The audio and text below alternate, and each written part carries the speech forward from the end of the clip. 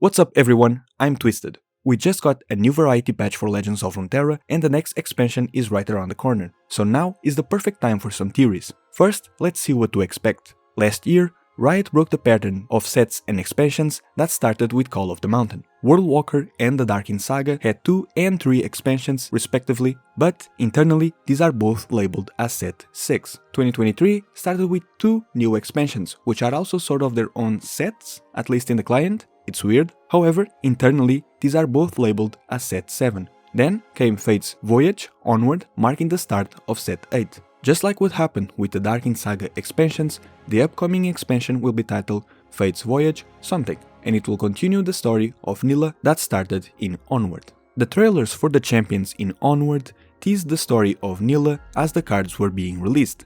She went from Bilgewater to PNZ, then to the Freljord, and now she's headed to the Shadow Isles. This confirms that we are getting a new Shadow Isles champion. Besides the Isles, the only regions left without a champion this year are Demacia, Targon, and Bandle City. This might lead you to expect 4 new champions, but Dave Gaskin has mentioned that it's quite hard for the team to deliver more content than they are currently doing. This doesn't exclude the possibility of the next expansion having 4 champions, but I think it's safer to assume that they will stick with another trio of champions. I also don't think we are getting a new champion from a region that already got a champion this year. I know we got 2 Bilgewater champions, but Bilgewater was the region with the least amount of champions. This year, the devs really hinted that exclusive champions were going to be a big thing, and we got 1 for each expansion until Fate's Voyage Onward. With this being said, we might get another one in the following expansion. And now some side notes before diving into each region. Onward introduced the elemental vocab, and obviously that could be a hint toward Qiyana. Though, as I said, we already got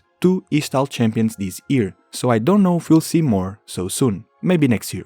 The Dune Swaller might be teasing a new champion, maybe Shogath or Belveth, but it's too early to tell. Alright, so 3 champions, 1 from the Shadow Isles, 2 from either Demacia, Targon or Bandle City, and maybe, just maybe, 1 exclusive champion. Let's start with the Shadow Isles. The Deathless keyword is back on the table since we are now in set 8. And as I mentioned before, Riot wants to expand the mass murdering capabilities of the region. They also want the region to benefit more from death, pushing for cards that either kill an ally, want to die, or want to see an allied unit die. Karthus obviously fits this theme the most, but Yorick and Ledru's voice actors have reprised their roles not too long ago. There's also Vex. She could be both a Shadow Isles and a Bandle City champion, solving the potential issue of there being more regions left than champions. However, we have a new contender on the list. The last variety patch introduced the cards Spectral Ironhound and Thousand Clawed Deathwinder. If you take a closer look at their design, you might realize how their iron plates are reminiscent of the armor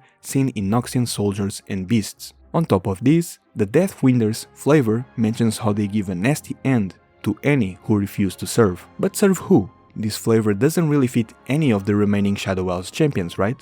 Correct. That's because these are teasing the Iron Revenant, Mordekaiser. See, they even mention iron, and everything I mentioned prior about the regions fits Mordekaiser well enough. The only issue here is that Nilah is traveling to the Isles, and Mordekaiser, both his spirit and his armor, aren't there. Back in the old lore, Mordekaiser had some ties to the Isles, even becoming its ruler. Nowadays, Mordekaiser has no relation to the region besides a little hint towards his old lore in the bio of Elise. This shouldn't be an issue. We've seen champions being placed in regions they don't belong, but we do see Nilah traveling to the Isles, meaning she's likely meeting Mordekaiser there. So, are they making Mordekaiser the ruler of the Shadow Isles again? Viego is out of the picture for now, and Thresh is doing God knows what in Wild Rift, Noxus. So the Shadow Isles are kinda in a weird place in terms of lore right now. With this being said, Mordekaiser returning is kind of a big deal, so resurrecting him out of the blue, placing him in the Isles and making him fight Nilah is maybe a bit too much for a single expansion. However, maybe that's not what's happening here. Don't get me wrong, these definitely seem to be teasing Mordekaiser, and Mordekaiser being a Shadow Isles champion in-game makes sense since he fits the region in terms of themes, visuals and gameplay. But maybe he's not the next Shadow Isles champion. Last year we got the Power Poru, which was teasing the Poru King. However, the king himself was only released this year, so maybe Mordekaiser is coming soon, just not so soon. I'm definitely just trying to justify Mordekaiser not being the next Shadow Isles champion,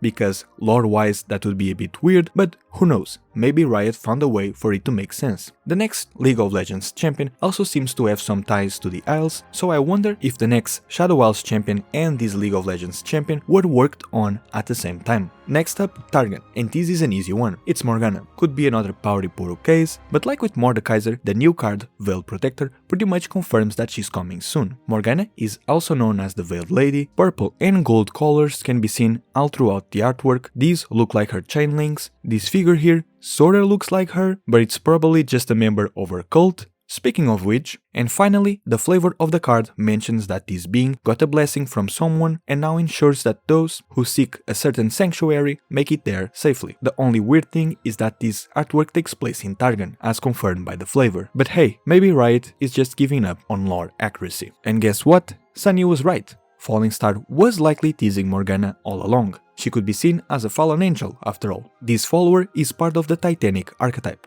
When Volibear was released, I mentioned how the only Titanic related cards were in either Freljord or Targon, meaning that Riot was likely aiming at some synergy between the two regions. And I was right, though I can't say I was expecting Morgana. I mean, it would be cool if she buffed allies in hand, turning them into Titanic units, but I definitely had Shogath or maybe a Dragon exclusive in mind. Speaking of Dragon exclusive, in the past I briefly mentioned how when I first saw the Age of Dragons card, I thought we could be getting a Targonian Dragon champion, an idea I quickly dismissed as the card seemed to just be support for the current Dragon archetype. Funny enough, in the last variety set, we got a bunch of new dragons, each for a new region and all of them being Titanic units. I'm not sure what this means at the moment. This could easily just be the devs giving all the regions new dragons and Titanic units, or they could be teasing a Runeterra champion that lets you place any dragon into your deck. But I have to say that these dragons are expensive and don't really synergize with each other. But well, we got the Chemdrake, so maybe the rest of League and Wild Rift's dragons will come at a later date with an exclusive Dragon Runeterran champion. It's also curious that one of the upcoming League champions seems to also be a dragon, and their teaser has an egg with scales reminiscent of some dragons seen in LOR, though this might be a stretch. Now let me briefly mention Bandle City.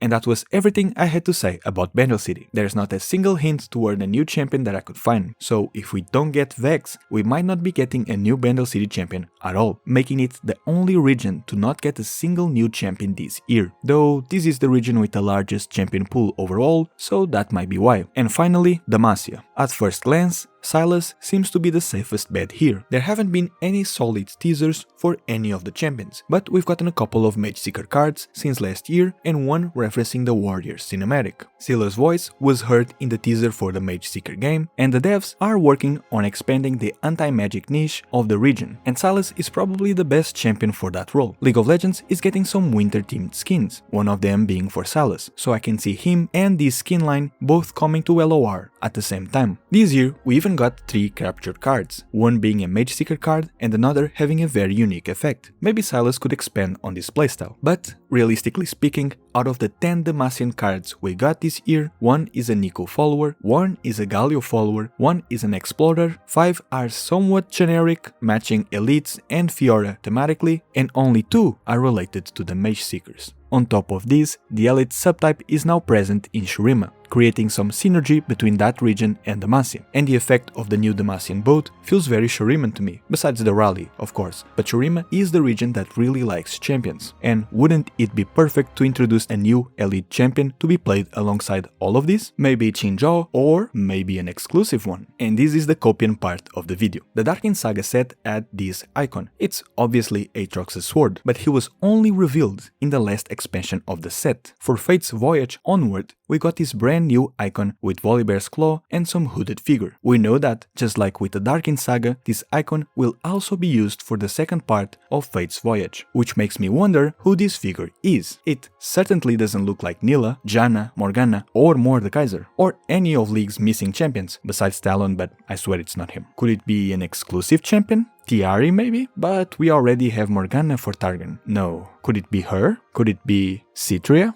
Now all the elite cards make sense. Speaking of which, she's there, and mentioned here. And in Volibear's trailer, Clash of Giants summons Ledros and Cithria. It's them, they are the next exclusive champions. The Demacian boat, it is sailing toward the Shadow Isles. The cards from Foundations will finally make sense. Okay, yeah, too much Copium. But hey, Cithria and Vex share the same voice actress, so maybe we'll get both of them. And hey, if it isn't Cithria, maybe it's another hooded figure that we've seen before. Maybe the Mountain Scryer? I mean, he can be seen in the artwork of Aurelian Sol's latest skin, despite not being that related to dragons. So, maybe? I mean, there are probably not a lot of characters that wear hoods in this universe, right? I mean, you got Cithria, and the Scryer, and Tyari, and Talon, and oh god.